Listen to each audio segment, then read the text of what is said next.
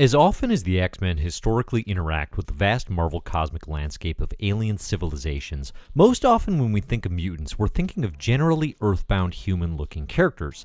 In the Hickman era of X-Men, though, we're as immersed as we've ever been in the philosophy that Krakoa is for all mutants, not all Earth-based mutants. How might this impact the world of Marvel's X-Men comics? Today I'll answer, are there alien mutants in the Marvel Universe? Does the Krakoan mission extend to these alien mutants, and how does this fit Marvel's X-Men into the Marvel cosmic landscape? How cosmic is Krakoa's mission? And how does the new Marvel Space Age set up a confrontation between the X-Men and Earth's mightiest heroes as we head towards the end of 2020 Marvel Comics? I'm Dave Busing. You're listening to Krakin Krakoa number 92. If you like the Comic Book Herald YouTube channel or Krakin Krakoa, please consider liking, subscribing, and sharing the channel. It helps me out a great deal. Spoilers for some discussed comics across the Dawn of X and X-Men history may follow. Alright, let's dig in. Put simply, there are definitely alien mutants throughout the Marvel Universe. Some of them, like Warlock and Longshot, have been consistent members of X-Men or adjacent teams throughout Marvel history. There are other less obvious aliens like Ariel and Cerise, or less definite mutants like Brew, but there's a fairly widespread array of choices throughout the comics that prove Marvel mutants exist across most of the big alien civilizations we know of. Kree, Skrull, Shi'ar, look across the MU and you'll find examples, really wherever you look. Now, there is some debate, I suppose, whether alien mutants have the same X gene as Earth mutants. I'll admit to a certain lack of clarity around a longtime X-Men ally like Warlock, who has been declared a non-mutant in the pages of All New X-Factor.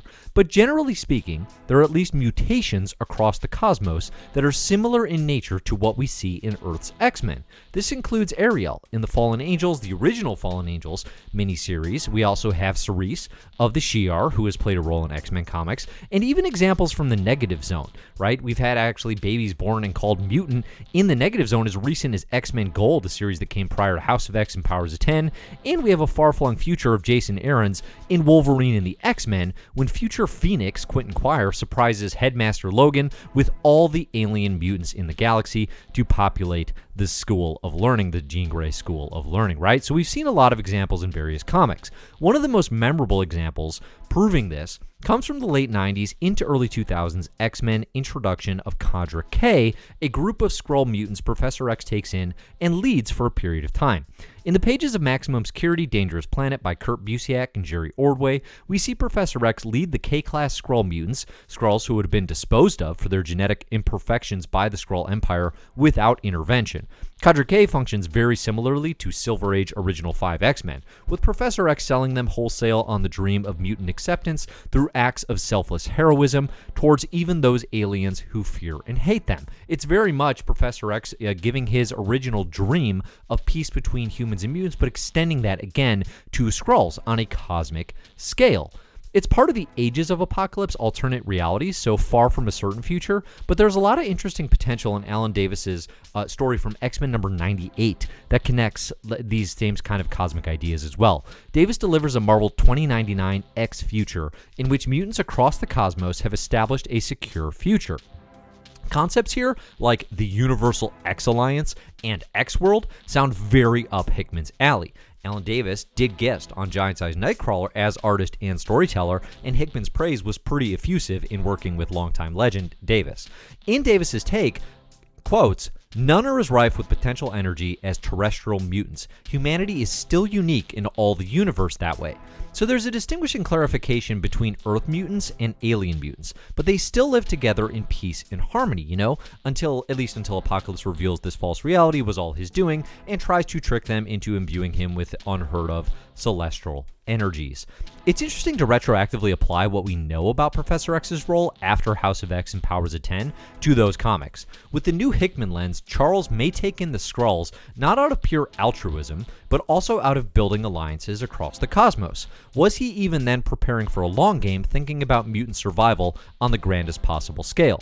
Certainly it makes sense for Professor X, Moira, and the mutants of Earth to begin reclaiming their power and prominence in the galactic landscape by starting with Krakoa on Earth. But as the story progresses and we consider the scale and scope of mutant survival across space and time, surviving on Earth actually isn't enough. We know this from Moira's lifelines in the pages of Powers of 10, where we see her story unfold on satellite mutant colonies in space. Eventually, they're going to have to expand. Intriguingly, Moira's lives don't necessarily expand and colonize into space with any consistency, at least as far as we're made aware of. From her annotated lifelines and the glimpses we're able to see in Powers of 10, cosmic elements on Moira's radar include Life 9, Year 53, mutants repel the Second Great Annihilation Wave. Year 58, formation of sinister breeding pits on Mars from an enslaved Mr. Sinister. Year 100, collapse of Mars, asteroid K established. Year 101, there's a mutant exodus to Shi'ar space. This is 51 years after Nimrod comes online, that they are essentially forced off of Earth after the fall of Krakoa in Moira's 9th life. The final threat we've seen Moira face, in a way, is that of the Phalanx, and ascension into their hive mind collective. That's a deeply cosmic threat in the Marvel Universe. So yeah, I'm focused and engaged with absolutely everything the X-Men have to tackle first, before these future state situations become possible, and obviously success purely on that level is no given, right? Just establishing success on Earth against, the human mutant machine is a challenge. But it's essential to remember the scale of what mutant kind is truly trying to prepare for, and how trivial things like Wolverine fighting vampires, for example, kind of feels in the face of that enormity. It's something I keep coming back to, but Jonathan Hickman and collaborators didn't spend pages upon pages in Powers of 10 elaborating on the types of galactic societies, only to ignore all those implications. The battle is man versus mutant versus machine, but the war is world mind versus Phalanx versus Technarch, all the way up to Dominion, these galactic intelligence scales. Where do mutants fit in any of that? That has to be the question Moira X is asking herself with all her planning for a mutant future, because at the end of the day, when Life 6 gets that far into the future, that's the only question that matters. Where's the fit here now for mutant kind? Yes, Krakoa needs to be rock solid before expansion works, but expansion into space has to be part of the Krakoan mission. Not only is it where the narrative is moving, but mutants are also in a race to expand their numbers. Remember, make more mutants is a literal law on Krakoa. Expanding outwards into the final frontier is yet another way to make this reality. We've seen hints of this already too, like hints of this cosmic expansion are all over the Dawn of X so far. In the Hickman and Rod Rice issues of New Mutants, Hickman uses a story about the original New Mutants in space to set up a fair amount of cosmic seeds. Hickman and Rice set the stage for the Brood King Egg, more on that in a second, the Shi'ar Super Guardians' relationship with mutants, and in New Mutants number 7, a Krakoan gate off Chandalar, the Shi'ar throne world, on a floating space island called Chandelore. While yes, this sets up easy access for Hot Summer's family space dates at the beach, it also looks to me like a reaction to the fact that it took until year 100 plus in Moira's 9th life for mutants to really evacuate to Shi'ar space. The option to begin colonizing further into the outer reaches of space much earlier in this lifeline is a huge potential benefit. Plus, in those same issues in New Mutants, Hickman plays briefly with cementing Zandra as the leader of the Shi'ar Empire. This kind of flew under the radar, but this might actually be a bigger deal than anything else that's happened in the Dawn of X. Zandra debuted in the Kelly Thompson written and Oscar Basilduba drawn Mr. and Mrs. X. Friendly reminder that Thompson's work on Road Gambit pre-House and Powers is super underrated. And like all healthy children, Zandra was created from the genetic material of the then-deceased Charles Xavier and Lilandra Neramani, the longtime empress of the Shi'ar. This is kind of darn important in a story where Professor X is so central, given Zandra's status as a genetically engineered Shi'ar mutant hybrid. Historically, the Shi'ar X-Men alliance has been fraught, really only ever held together by the romantic connection between Charles and Lilandra.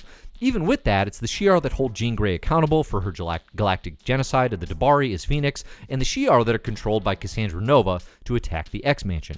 They fought each other as often as they fought together, and there's a long history of the two battling together throughout Uncanny X-Men. With Zandra on the throne, though, we have yet another instance where Hickman's X-Men can potentially break the rules, i.e. break away from the status quo that we've come to know. Instead of a tenuous, ill-defined relationship, a mutant ruler of the Empire opens the possibility for a new mutant paradigm in space. Given the seeds Hickman's planted in New Mutants of Shi'ar vs. Kree discontent, this potential alliance has galactic consequences as well. Of course, this is all generally riding on the assumption that Zandra and Charles Xavier have some sort of positive relationship, and we actually don't know that to be the case just yet. Plus, you have to factor in the strong chance that the Shi'ar people remember the last time a mutant lorded over them, shouts to Emperor Vulcan, and aren't exactly jazzed about the likelihood of a sequel. But it's a strong connection and a definite possibility. Speaking of strong, unexpected alliances, we see the X-Men form an even more unlikely ally when Brood takes over the Brood by eating the King Egg. Brew has also been described as a mutant due to his ability to feel empathy, seriously, and schooled with Wolverine and the X-Men. For what it's worth, he's also recently offered tech support for the Avengers, which is both amazing and means he might have some inside espionage capabilities for his new Brood clan. The Brood have been longtime X-Men villains and have rarely been on anyone's side, so the fact that the X-Men might now have a full-on Brood alliance is a huge shift in the cosmic scales. It actually reminds me of the Marvel cosmic event Hickman keeps pulling from in his Vulcan subplot, War of Kings. In War of Kings, the Earth and humans form an alliance with the Kree, essentially taking control of a vast cosmic power, setting off shifts in the cosmic hierarchy of power that ultimately lead to all-out galactic Marvel cosmic war. And this is where things get especially interesting to me, because shifts in the cosmic scales are exactly where we find the Marvel Universe following the events of Marvel's 2020 event series Empire. Long event short, Empire ends with the new Kree-Skrull alliance re-solidified, and Teddy Altman, aka Hulkling, aka the King of Space, cemented as their ruler. Marvel writers Al Ewing and Dan Slott are declaring this the new Marvel Space Age. As Reed says, if Earth is taking her place in the larger universe, we have to extend that friendship even farther. And he's talking about alliances here with the likes of the Kree and the Skrull. The biggest change in the power dynamics of Marvel Cosmic is that instead of constantly sabotaging the other through all-out war, the Kree and the Skrull combine forces to become one of the largest powers in space. Now, if faced with Krakoan expansion, especially if allied with the Shi'ar and Brood, I don't necessarily see the Kree-Skrull responding too kindly. Combine that with Teddy's Earthbound Avengers allegiances. He's a longtime Young Avenger, he's been on the New Avengers, and you've got one side of the cosmic scale tilting toward Krakoa Shi'ar Brood, and the other tilting Avengers Kree Skrull. Forget Avengers vs. X-Men 2, we're looking at World War GalaXy, and yes, the X in GalaXy is definitely capitalized, okay? I think that's the event we're heading towards. It's a mild tangent, but I do think it's interesting that in two of the most detailed Moira lifelines, 8, the Magneto life, and 9, the Apocalypse life, Moira's mutants come into direct conflict with versions of the Avengers. In Life 8, Magneto loses in the War of M, and in Life 9, Apocalypse defeats the Avengers world. I wonder, is this confrontation inevitable across lifelines, and a necessity to secure true mutant survival into the distant future? For mutants to stop losing, do the Avengers need to be taken out of the picture? It's a question for another time, and answers we may be closer to than we would have perhaps realized. After all, the conclusion of Empire Avengers Aftermath teases a future with Abigail Brand leading some sort of space security force with an X branded on her jacket. Brand is the longtime director of S.W.O.R.D., essentially the Shield of Space, and a character and agency that debuted in the pages of Joss Whedon and John Cassidy's Astonishing X-Men. Crucially, Brand is also the product of a relationship between an extraterrestrial father and a mutant mother, with mutant abilities of her own. So just by her very nature, Abigail Brand is exactly the sort of character we're describing in terms of alien mutants in the Marvel Universe who would have like the perfect level of connection for the X-Men to, seek their expansion. Following Empire, Brand is fed up that neither Captain Marvel nor anyone on the Avengers bothered contacting Alpha Flight, who've been in charge of space security since the end of Secret Wars, and she quits her established post. The implication in the future state tease is that Brand is going on to form her own form of security for Earth's protection. Given the X on her jacket, it's likely a relaunched Krakoa-sponsored sword. For a little inside baseball, Marvel is also reprinting the hardcover of the Kieran Gillen and Jamie McKelvey X-Men Sword mini, which doesn't feel like a total coincidence, right? The timing there, I think, will line up with an announcement of a Sword book. Plus, it definitely looks like Manifold standing behind Agent Brand in that teaser. Manifold's an extremely powerful mutant teleporter who debuted in the Hickman Secret Warriors back in 2009 and was raised under longtime mutant ally Gateway. Manifold plays a role throughout Hickman's Avengers work and of late has been a part of the Ta-Nehisi Coates run on Black Panther. Integrating Ed and Fisi into the X-Men Cosmic Comic makes tons of sense, and all but assures that that's what's coming from Al Ewing et al. I mean, I think the likelihood of Ewing writing a Sword book moving forward is really almost a lock at this point. Maybe it'll be called something else, but it's got to be something similar. For my money, this adds up perfectly in the build to Krakoa, securing control of so much more than a future for the mutants on Earth. If all this feels like a fan's wild conjecture, well, one, you're probably right, that's what I do, but also Al Ewing has been reported on the X-Men editors and writers Zoom calls over the past year. Now, it's possible he was just there to coordinate the X-Men's Empire tie-ins, but given that Ewing's Immortal Hulk success currently has him as the absolute biggest writer at Marvel not named Jonathan Hickman, Adding a book from Ewing to Marvel's most successful lineup of books would be an absolute slam dunk. A cosmic book from Ewing, also the current writer of Guardians of the Galaxy, and very much the architect of this Marvel Age of Space, feels like a shoo-in. Fans would be ecstatic, myself included. In the meantime, though, I think it's not enough for our mutants to control Earth. They have to have their sights set on the galaxy. They're simply playing a bigger game. We know they have the allies and the reach to get there. Now it's just a matter of planning and conquest. What do you think? I want to hear your comments below. In the comments, of course. Let me know your theories, your thoughts on this content. What do you think is coming for X-Men and the Dawn of X, especially as it relates to Marvel Cosmic? Thanks, everybody, for listening. Excuse me, I'm Dave Busing, founder and editor-in-chief of comicbookherald.com. I've done so many videos this week, I'm beginning to lose my voice, but it's been a lot of fun. You can check out patreon.com/comicbookherald for ways to support Comic Book Herald initiatives, as well as Krakin Krakoa content in the future. Again, you can find my stuff at comicbookherald.com, at Comic Book Herald Online, and you can look for the best comics ever in my Marvelous Year podcasts. Thanks, everybody, for listening, and as always, enjoy the comics.